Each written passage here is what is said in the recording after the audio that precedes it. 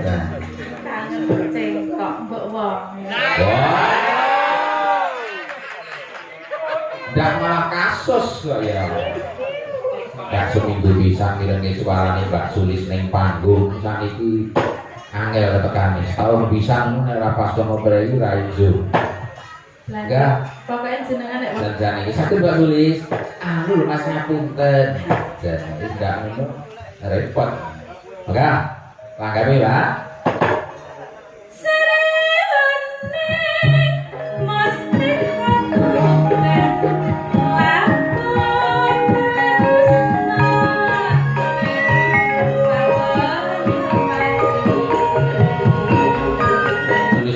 Cengkoknya nek Sri Uning itu beda dengan yang lainnya. Alah ngono ki patine njaluk Sri Uning. Boten saestu nek dari dulu panjenengan niku nek nembang Sri Uning beda kok nggih cengkoknya. Nggih, ada bagian-bagian tertentu yang berbeda dengan cengkoknya presiden lain. Nggih, kula nika nek anu kali jenengan nggih ngoten niku lho Mas. Wonten bagian-bagian tertentu sing kula remen kali jenengan. Wah, iya lagi lho, lagi.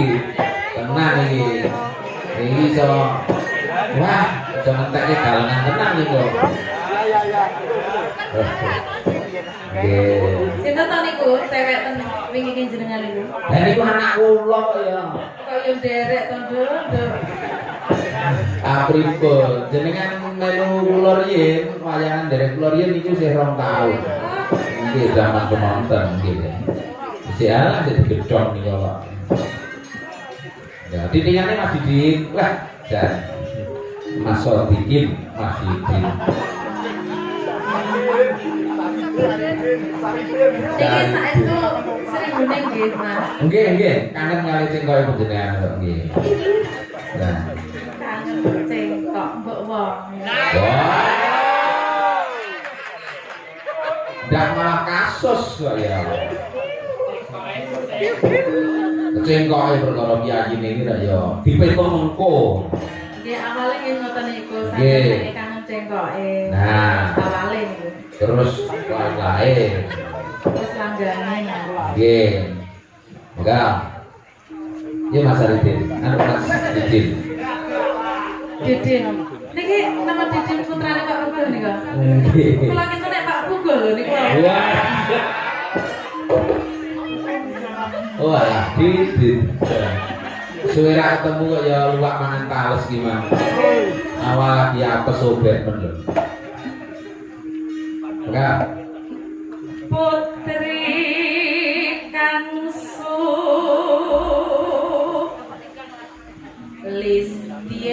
Listien Warni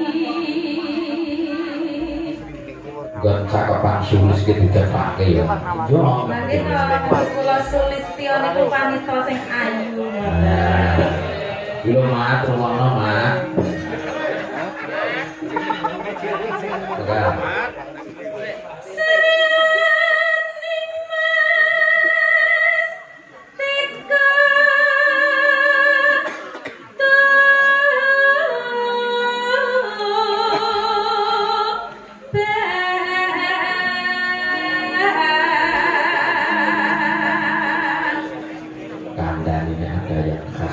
Iya.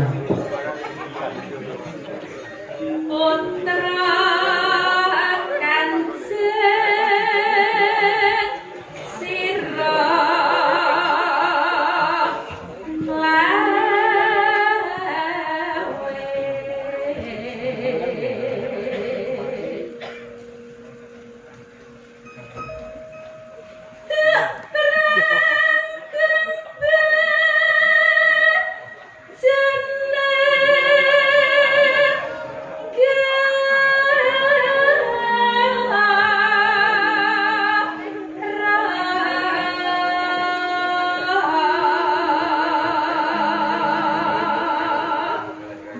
Bebelo. sanes ngebelo Mas. Tapi bu. Bebelo. Lagi. Jeneng kula kok ngebelo. Oh, ngebelo iki nek pun rampung lho tak anu. Bebelo wira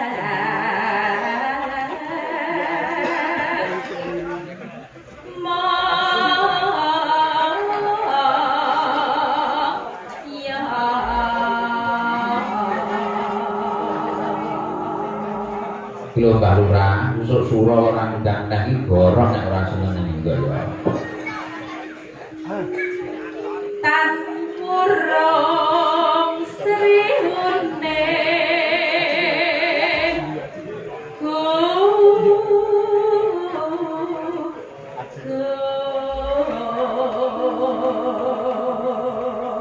niki nek sing rebah sing bawa niku seje. pripun Mas? Sriuning gundul. Nggih, yen kula nggih kok. Yen catetane. Catane kudu dicepake. Nek nggen kula gundul kan ya bahaya. Enggak. Gundul. Maka mesti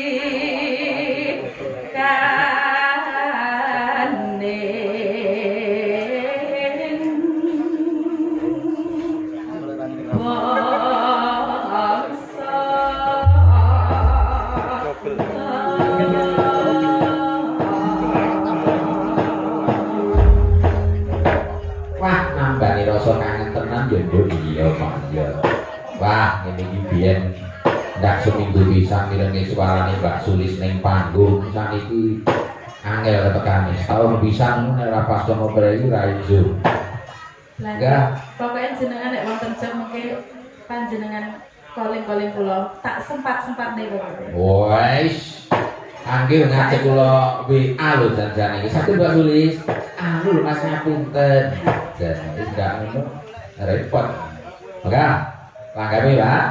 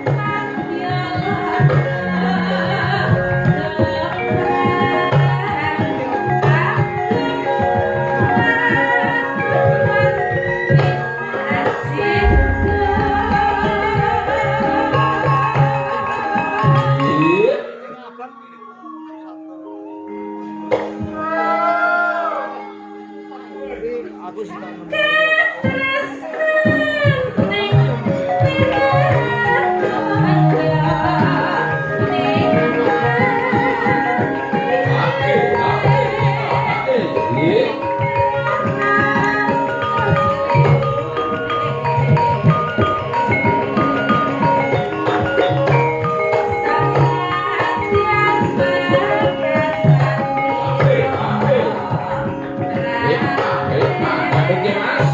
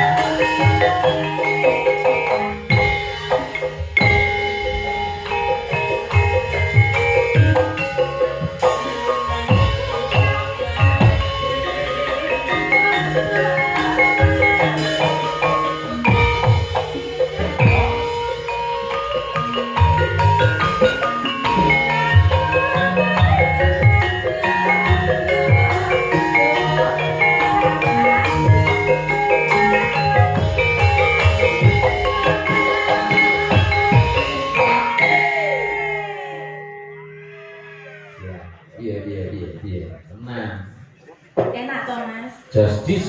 Nggih, becik derek meleh nggih kula. Oh nggih, anggere panjenengan iso kula nggih mawon.